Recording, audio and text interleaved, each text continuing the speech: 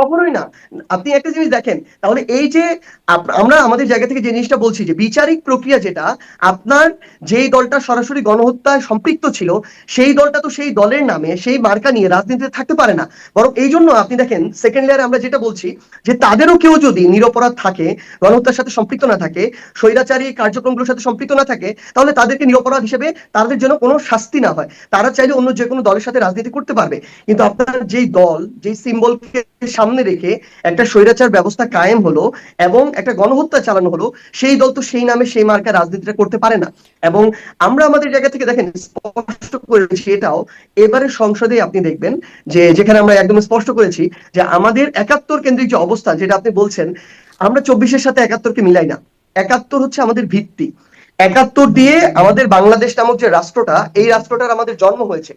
তো আমাদের জায়গাটা হচ্ছে ওই ৭১-এরও যে অবস্থান ছিল, আমরা এই সংসদে এসে আমাদের ওই যে সংজ্ঞায়ন ছিল মুক্তিযুদ্ধের, সেখানে এনসিপির কিন্তু আলাদা অবস্থান আমরা লিখিতভাবে জানিয়েছি, যদিও আমাদের জোট জামায়াত ইসলামীর সাথে।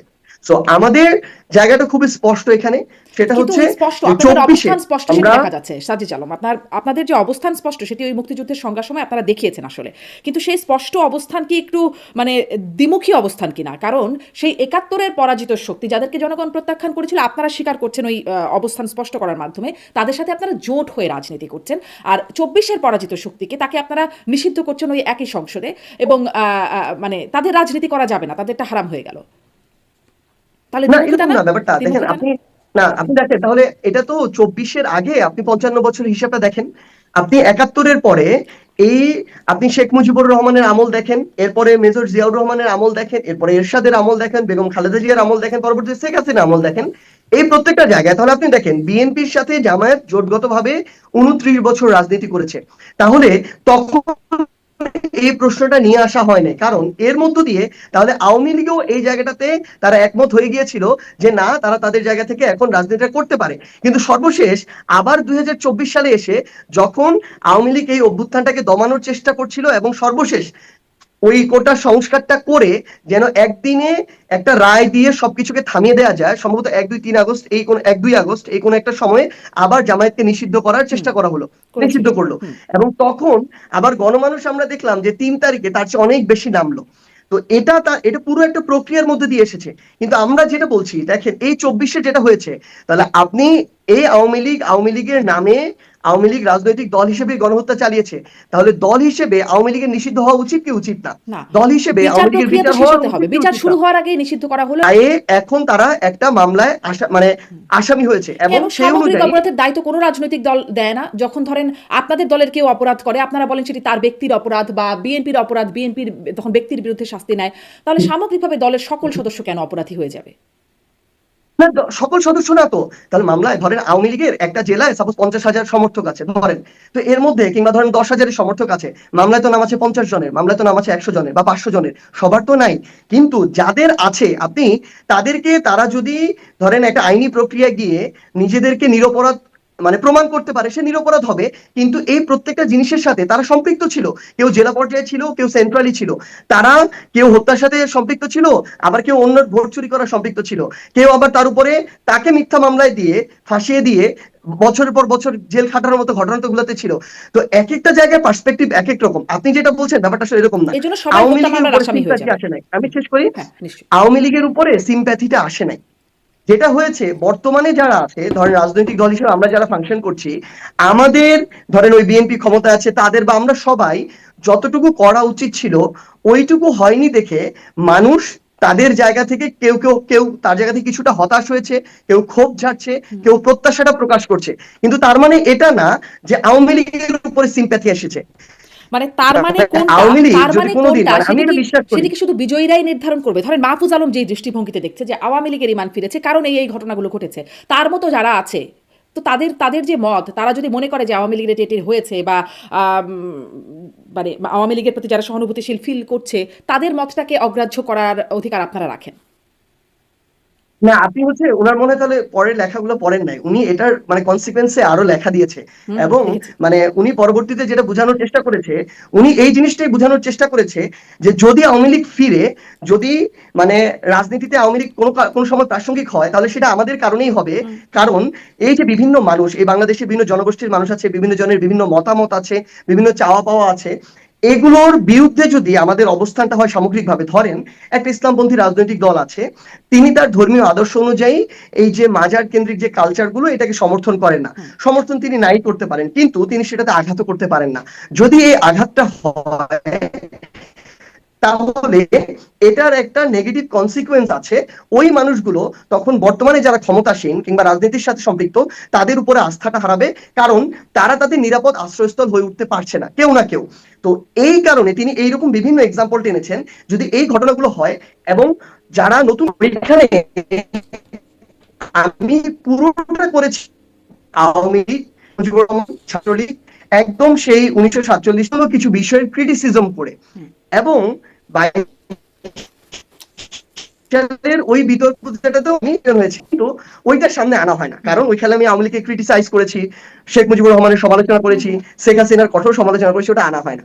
ওই 50-60-এর দশক থেকে 1971 সালের বাংলাদেশ স্বাধীন হওয়া পর্যন্ত তার যে গুরুত্বপূর্ণ ভূমিকাগুলো, এগুলো আমি অ্যাকনলেজ করি, স্বীকার করি। এটা অস্বীকার করার কোনো সুযোগ নেই, কারণ ইতিহাসের সত্য জায়গাগুলো আপনি ধামাচাপা দিতে পারবেন না, এটা করার কোনো সুযোগ নেই।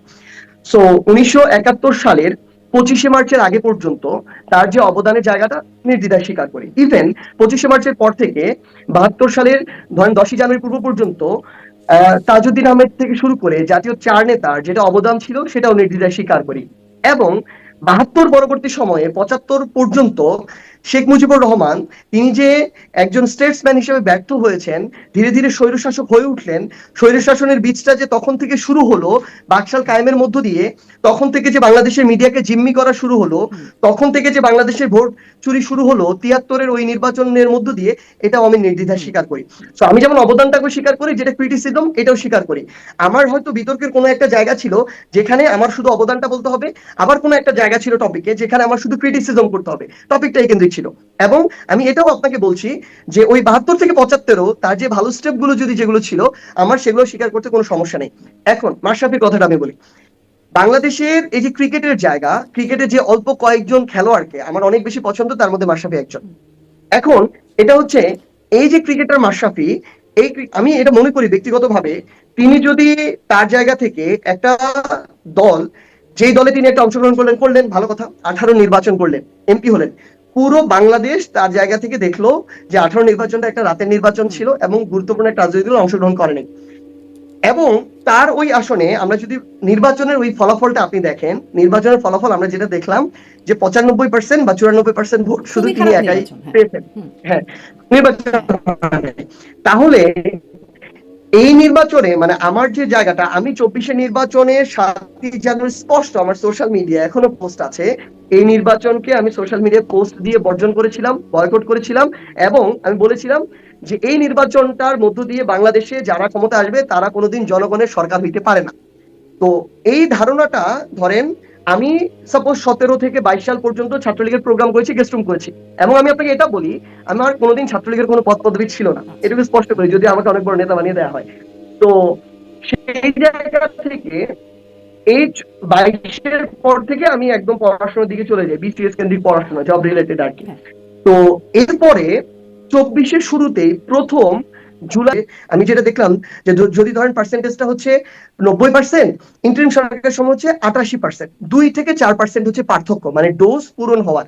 কিন্তু যেটা হয়েছে, এখানকার যে রেগুলারিটিস, যে রুটিনটা যেটা মেনটেন করতে হয়, সেটা মেনটেন করতে পারা যায় না। ফলে আমরা যেটা দেখি যে অ্যান্টিবায়োটিক রেজিস্ট্যান্স এর যে একটা যেরকম বিষয়, ওই ধরনের একটা বিষয় এখানে এসেছে। আবার আরেকটা বিষয় আছে, মানে আমি যে জিনিসটা হচ্ছে এরকম, যে এর পরবর্তী সময়ে এই যে নির্বাচন পূর্ববর্তী সময়, মানে নভেম্বর থেকে শুরু করে নির্বাচন হলো, এবং নির্বাচনের পরবর্তী যে সময়টা বিএনপি সরকারের সময়, এই সময়ের মধ্যেও যেভাবে হওয়া দরকার ছিল এটা একদম রুটিন ওয়াইজ, এই জায়গাটাতে হয় নাই, এটা একটা রিজন। আবার আরেকটা হচ্ছে, এমন অনেক দেশ আছে যে এই দেশগুলোতে এরকম ইন্টারিম সরকারও হয় নাই এই 3 বছরে, বা সরকার পরিবর্তন হয় না, নির্বাচন হয় না, এই দেশগুলো তো এটা ব্যাপক হারে ছড়াচ্ছে, যেমন জাপান সহ বেশ কিছু দেশে আমরা দেখতে পাচ্ছি। তো অনেক গবেষকরা তাদের জায়গা থেকে ভ্যারিয়েন্ট চেঞ্জের কথা বলছেন কিংবা এই ধরনের কথা আসছে।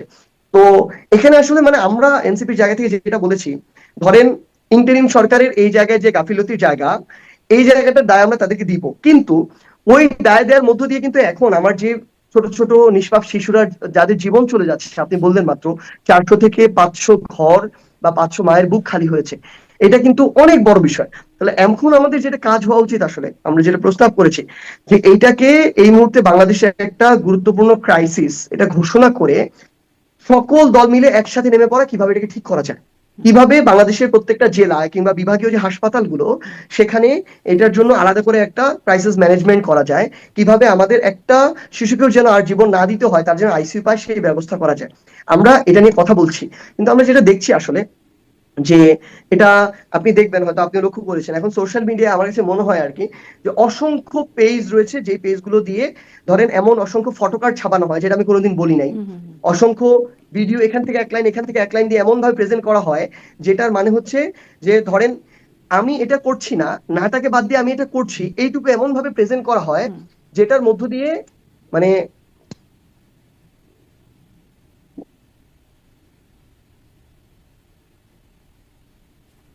হ্যাঁ এমন ভাবে এটা প্রেজেন্ট করা হয় যে যেটার মধ্য দিয়ে হচ্ছে বিভ্রান্তিকর তথ্য ছড়ানো হয়। কিন্তু আমরা সরাসরি স্বাস্থ্য মন্ত্রণালয়ের মাননীয় মন্ত্রী থেকে শুরু করে আমরা প্রধানমন্ত্রীর জায়গা পর্যন্ত আমরা বার্তা পাঠিয়েছি যে এই জিনিসটা যেন ঐক্যবদ্ধভাবে মোকাবেলা করা হয়, এবং এটা আমাদের সবার জি, সংকট, এটা এটি কোনো এটি দলীয় এটি খুবই সংকটের ভালো বিষয় কথা না। যেটি আপনারা এই মেসেজটা পাঠিয়েছেন। কিন্তু সেই সময়ের স্বাস্থ্যমন্ত্রী বা স্বাস্থ্য উপদেষ্টা থেকে প্রধান উপদেষ্টা তাদের কাছে এই ব্যাখ্যাটা কোথায় চাওয়া হচ্ছে, সেটি আমার প্রশ্ন। কেন এটার জবাব দিতে 500 শিশুর জীবন নিশ্চয়ই ফেলনা না, এই ব্যাখ্যাটা কেন চাওয়া হচ্ছে না, এটি আমার প্রশ্ন। এবং তাদেরকে সেই যে বাচ্চাগুলো মারা যাচ্ছে তারা আসলে তারা ঠিকমতো টিকা পায় নাই।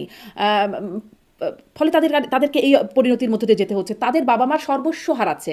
তাদের জন্য মানে ক্ষতিপূরণের ব্যবস্থা কোথায় সেটিও আপনারা দেখবেন কিনা বিবেচনা করে, যে রাষ্ট্রের গাফিলতিতে, সেটি সরকার ইন্টারিম সরকার ছিল, গাফিলতিতে যেই অবস্থায় পরিণত হলো সেই মানে গাফিলতির দায়ভার পুরোটাই কেন সেই পরিবারকে নিতে হবে, তাকে কেন নিঃস্ব হতে হবে, সেটা আপনার কাছে আমি মানে বলে রাখলাম যে আপনারা নিশ্চয়ই এই বিষয়ে বিবেচনা করবেন কিনা এই শিশুদের ক্ষতিপূরণ দেওয়ার এখানে আমি বিষয়টা। জাস্ট একটু অ্যাড করি, যেটা হচ্ছে কি আসলে এটা অবশ্যই দায় আমাদের রাষ্ট্রের, এবং রাষ্ট্রের মানে ক্রিয়াশীল রাজনৈতিক দল হিসেবে কেউই আমরা এর দায় এড়াইতে পারি না, এটা সামগ্রিক সিস্টেমের এই দায়টা নিতে হবে। আপনি মাত্র যেটা বললেন যে এখানে যেমন ডোজের ধরেন ইরেগুলারিটিস এর জন্য এখানে কিছু একটা, এটা যেমন এটা একটা দায়ী, ঠিক তেমনি একদম পুরো সিস্টেম কাঠামোতে আমরা কেউ এটা কারো উপর কোনো দলের উপর চাপাচ্ছি না, সকল দল এটার জন্য দায়ী।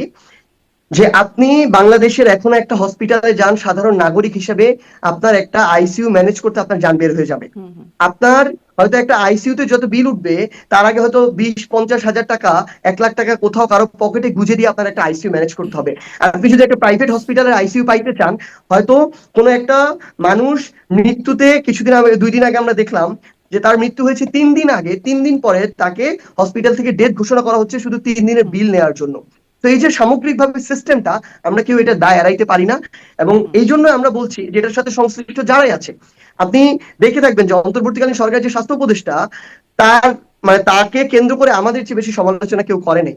এবং এরকম পর্যন্ত তিনি উপদেষ্টা হওয়ার 1 মাসের মধ্যে যখন জুলাই শহীদ এবং আহতদেরকে নিয়ে তার উদ্যোগকে আমাদের কাছে সন্তোষজনক মনে হয় নাই, তখন আমরা ফেসবুকে পর্যন্ত এটা দেওয়া হয়েছিল, বা সোশ্যাল মিডিয়া থেকে শুরু করে মেইনস্ট্রিম মিডিয়া প্রতিবাদ করা হয়েছিল যে স্বাস্থ্য উপদেষ্টা কোথায়, এমনকি স্বাস্থ্য উপদেষ্টার পদ্ধতি পর্যন্ত চাওয়া হয়েছিল। কিন্তু সেটা ডক্টর আমরা ইউনূসের তখন প্রিয় করে ভাজন বলে তার কিছুই হয় নাই, তিনি বহাল তবিয়তে শেষ পর্যন্ত থেকেছেন এবং তার কোনো জবাবদিহিতা শেষ পর্যন্ত আপনার সমালোচনা করেছেন, কিন্তু হয় নাই কিছু, না, কোনো এখন ব্যবস্থা নেওয়া হয় নাই, অন্তর্বর্তীকালীন এখনো সরকারের কোনো পরে তো ব্যবস্থা হচ্ছে না। নির্বাচিত সরকার এসেছে, নির্বাচিত সরকার যদি এই সংশ্লিষ্ট বিষয়ের জন্য তারা কাউকে দায়ী মনে করে, এটার জন্য ব্যবস্থা নিতে চায়, তার ব্যবস্থা নিক, সমস্যা নাই তো কোনো।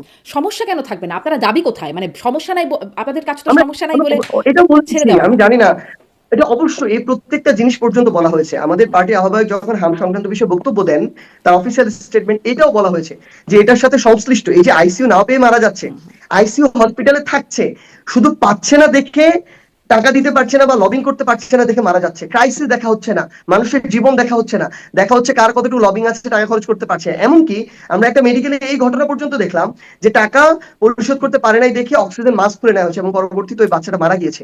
তাহলে এই প্রত্যেকটা জিনিসের তো বিচার করতে হবে, এবং বিচার হইতে হবে। এই সরকারের অবশ্যই সেটা করতে হবে, এবং আমাদের জায়গা থেকে যে কেউ যে কোনো ধরনের যদি এটার জন্য প্রয়োজন হয় সাপোর্ট, আমরা অলওয়েজ রাজি। জি, নিশ্চয়ই। মানে সেটাই যে ক্রাইসিসটা যত বড় মনে হচ্ছে, তার জন্য প্রতিবাদ, দাবি বা আয়োজনটা তত বড় মনে হচ্ছে কিনা সেই প্রশ্নটা একটু আপনার কাছে আরেকবার রাখলাম। একটু এটা আসি, আচ্ছা এটা হলো একটা ক্রাইসিসের ব্যাপার। আরেকটা যেটা নিয়ে আলোচনা হচ্ছে বাণিজ্য চুক্তি। সেটি নিয়ে রাজনীতিবিদরা একরকম মানে মুখে কুলু পেটে বসে আছে। মাননীয় বিরোধী দলীয় নেতা জামায়াতের আমির তিনি বলেছেন পররাষ্ট্রমন্ত্রী একরকম মিথ্যা কথা, মানে মিথ্যা দুজনকে পারস্পরিকভাবে একরকম মিথ্যাবাদী হিসেবে প্রমাণ করে দিয়েছে তাদের কথাবার্তায়। বলেছেন আলোচনা হয়েছে, আর জামায়াতের আমির বলেছেন কোনো রকম আলোচনা হয় না তাদের সাথে। এই অবস্থা। কিন্তু তারপরে কি হলো, কেন হলো, সেই জবাবদিহিতাটাও তো কোথাও আপনারা চাইছেন না। মানে কিছু তো বলছেন না। কেন? সংসদেও না, বাইরেও না, কেন? না, না, এটা বিষয়টা এরকম না। আমরা হচ্ছে প্রথমত যখন এই চুক্তিটা হয়, এই চুক্তি সম্পর্কে এনসিপি দল হিসেবে এনসিপির সাথে কোনো কথা হয় নাই, এক। দ্বিতীয়ত, আমরা শুনেছিলাম যে জামাতের সাথে হয় না, আমরা জানি না অ্যাকচুয়ালি, এটা জামাত ভালো বলতে পারবে।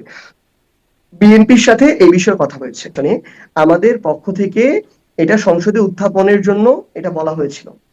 তো যেটা হয়েছে যে অধ্যাদেশ এবং অধ্যাদেশ সংক্রান্ত বিভিন্ন বেশ কিছু বিষয় নিয়ে প্রথম অধিবেশনের একটার পর একটা, মানে সংসদের অধিবেশন চলার পরে যখন এটা তোলা হলো না, তখন আমাদের পক্ষ থেকে এটা পর্যন্ত জানানো হয়েছে যেন দ্বিতীয় অধিবেশনের শুরুতেই এই বিষয়টা নিয়ে, একই সাথে এটা আসবেও, কারণ বাজেট সংক্রান্ত আলোচনা হবে যেহেতু দ্বিতীয় অধিবেশনে, এই বিষয়টা আসবে। এবং আমরা এটুকু বলছি